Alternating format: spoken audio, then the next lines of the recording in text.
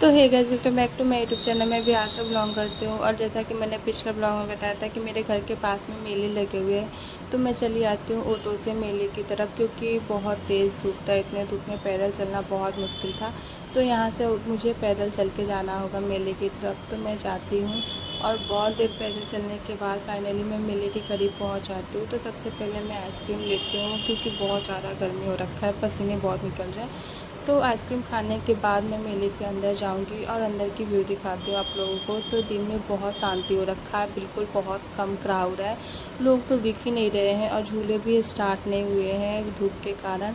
तो नीचे मैं उतर के अंदर जाती हूँ। अंदर भी बहुत शांति है, बहुत दुकानें बंद भी है अभी, बहुत दुकानें जस्ट लगना स्टार्ट हुए हैं। उसके बाद इधर खिलौने की शॉप है। इधर से निकलने के बाद जहाँ मूर्तियाँ रहती है, मैं उधर साइड जा रही हूँ। उधर छठ पूजा भी हो रहा है, तो इतनी सारी मूर्तियाँ लगी हुई है। इधर हवन हो रहा है, पूजा के सामान भी बिक रहे हैं और यहाँ पे टीका भी हो रहा है। और ये प्रवेश द्वार जिसके अंदर जा कर के लोग पूजा कर रहे हैं। बाहर निकलने के बाद मैं सारी मूर्तियाँ के दर्शन करती हूँ और रात को मैं वापस मेले में जाऊँगी। दिन में मैं एक्स्ट्रा क्लिप नहीं ले पाई और रात में मैं पैदल चल के जा सकती हूँ, क्योंकि दोपहर में बहुत ज़्यादा धूप था, तो मुझे ऑटो से जाना पड़ा। लेकिन रात को मैंने पैदल गई और रात को बहुत सुंदर व्यू आता है। तो मैं दिखाती हूँ बाहर से। तो झूले वूले स्टार्ट हो चुके हैं रात का, आप देख सकते कितना सुंदर लग रहा है रात को। तो खाने की चीज़ें भी बहुत सारी ओपन हो चुकी है, बच्चों के झूले, बड़े के झूले, हर चीज़ स्टार्ट हो चुकी है।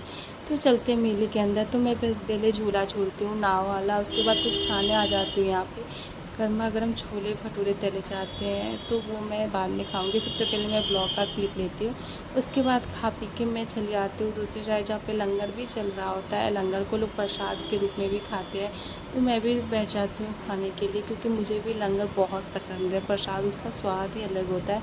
तो मुझे खिचड़ी मिला था, तो मैंने खा लिया खिचड़ी।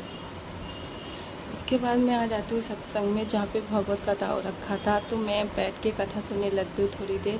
मुझे मन नहीं लग रहा था यहाँ पे, लेकिन फिर भी मैं कथा पूरी सुनती हूँ। आरती होती है, तो आरती भी मैं करती हूँ 10 मिनट तक। उसके बाद मैं घर चली आती हूँ। तो